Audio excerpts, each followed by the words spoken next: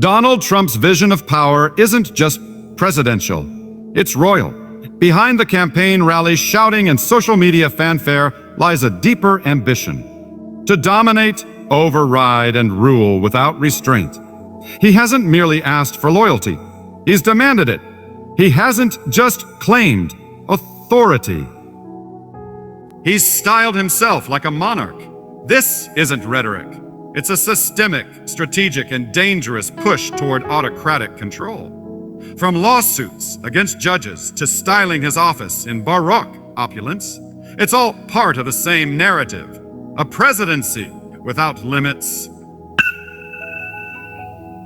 When a president sues judges simply for doing their job, the foundations of constitutional balance begin to crack. This story isn't being made up. It's unfolding before our eyes. Here are 5 dangerous signs Trump seeks the crown one. He sued judges for blocking his deportation orders. This isn't just politics. This is raw power being weaponized against the judicial system. And that's a terrifying precedent. In an unprecedented move, Trump's Justice Department recently filed a lawsuit against all 25 federal judges in Maryland. Why? Because some of those judges dared to issue rulings blocking Trump's aggressive mass deportation order. Rather than accept the checks and balances built into the Constitution, Trump retaliated. The president is not above the law. When he targets judges for doing their jobs, he is targeting the Constitution itself. This isn't a legal dispute. It's a declaration of war on the judiciary. Trump's response shows a disturbing intolerance for dissent. In democratic systems, presidents propose laws, but judges uphold justice. If a president punishes judges for disagreeing, he isn't seeking cooperation. He's demanding obedience. This lawsuit wasn't just a legal filing. Wasn't just a legal filing. It was a message to every judge in America. If you oppose me, I will crush you. That's not democratic leadership. That's authoritarian ambition. Ask yourself, what happens if every check on presidential power is torn down? No court can stop harmful policies. No judge can protect your rights. No balance remains. A power unchecked is power abused. If Trump can sue 25 judges simply for doing their jobs, what will stop him next time? This move is part of a deeper pattern: erasing limits, punishing opposition, and building an unbreakable throne. Not a presidency. That's not patriotism. That's monarchy dressed in a red tie. 2. He publicly said, "I want to be a dictator, but only on day one, Ted." Let's be crystal clear. When someone tells you they want absolute power, even just for a day, you better believe them. In a town hall and later confirmed on Fox News, Donald Trump laughed and said, "I want to be a dictator, but only on day one." This wasn't satire.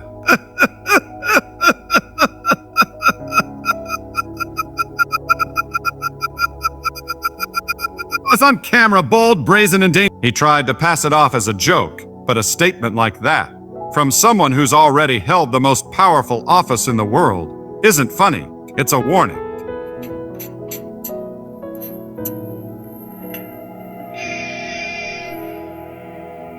Trump was referring to his plans to shut down the border and drill for oil immediately, bypassing Congress and due process. But a just on day one is a slippery slope. Authoritarian leaders throughout history have always started with a just a day and extended it forever. A dictatorship never announces itself. It knocks first with a grin. With a grin. By normalizing dictatorship as a casual option, he's conditioning the public to accept it. That's how democracy dies. Not with a bang, but with a shrug. Trump tested the limits of executive power during his first term, issuing controversial executive orders, trying to overturn the election, trying to overturn the election result, pressuring officials to find votes. So when he talks about dictatorship now, he has a record to back it up. When someone shows you who they are, believe them. This isn't about politics. It's about protecting a system where no one man is king. If you let someone grab total control even just for a day, they'll want it the next day, too. And the next. Until it's not a presidency anymore, it's a crown. 3. Loyalty to Trump matters more than loyalty to country. One of the clearest signs of authoritarian ambition is this: demanding personal loyalty over public duty. And Donald Trump has made this pattern painfully obvious.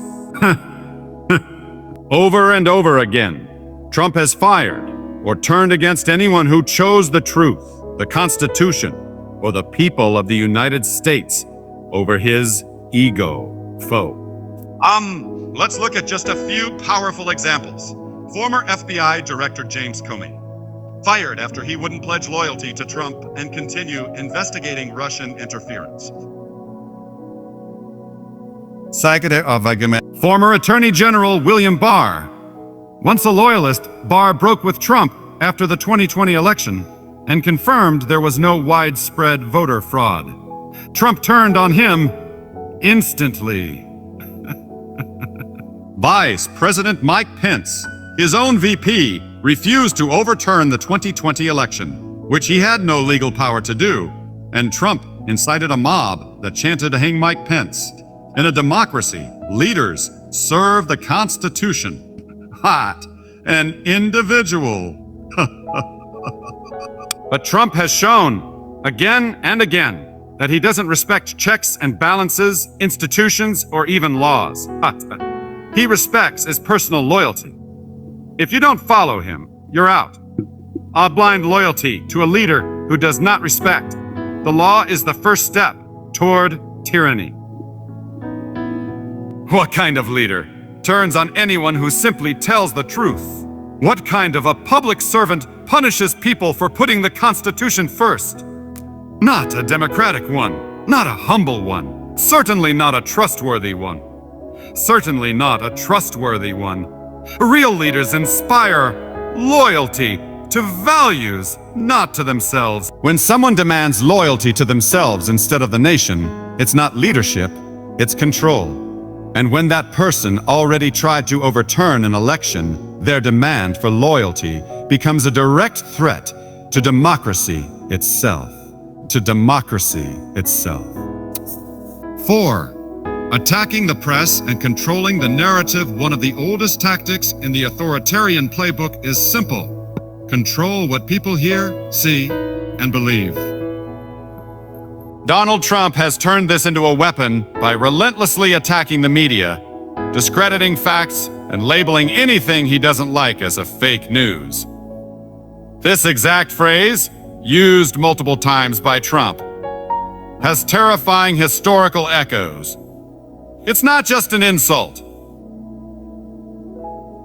It's an intentional strategy to delegitimize the free press, which is a pillar of democracy. Whenever a journalist questions his authority or exposes corruption, Trump doesn't respond with answers. He responds with smears, lies, and personal attacks.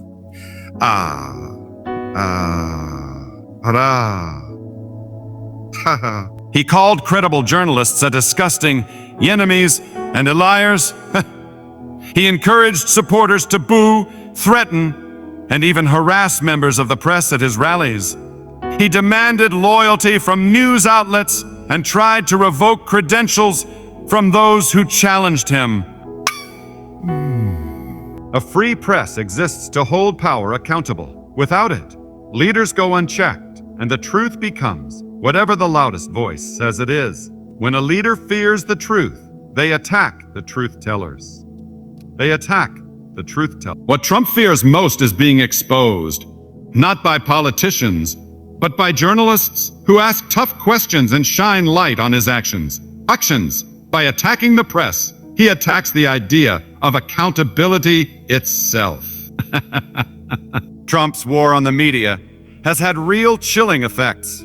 journalists threatened and harassed online and in real life, misinformation spreading unchecked because the public is taught not to trust experts or fact checkers.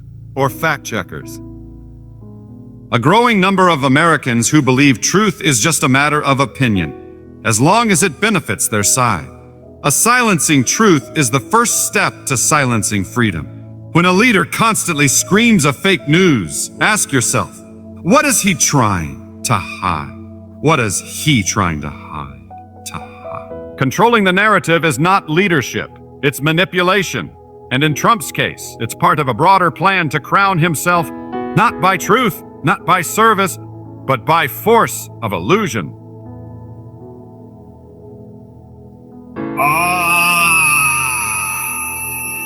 Surrounding himself with loyalty, not merit, one of the most revealing signs that Trump wants to be a king, not a president, is his obsession with personal loyalty over qualifications, experience, or truth.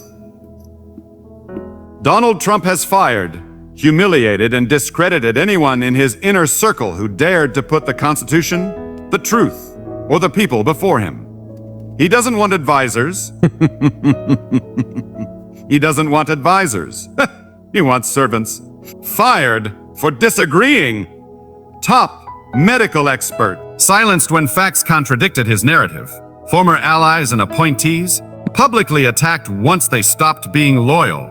In Trump's world, loyalty to the truth is betrayal. Loyalty to him is everything. Throughout history, authoritarians and monarchs surround themselves with men, not independent thinkers. Why? Because accountability threatens their throne. Trump's cabinet often looked more like a royal court than a team of public servants. Multiple officials appointed for their loyalty, wealth, or TV presence, not because they were the best for the job. He bragged about choosing people who would protect him. When questioned, his go-to move was to insult, fire, or replace. When a leader demands loyalty over truth, the country loses its compass. I want loyalty. I expect loyalty. Donald Trump to former FBI Director James Comey.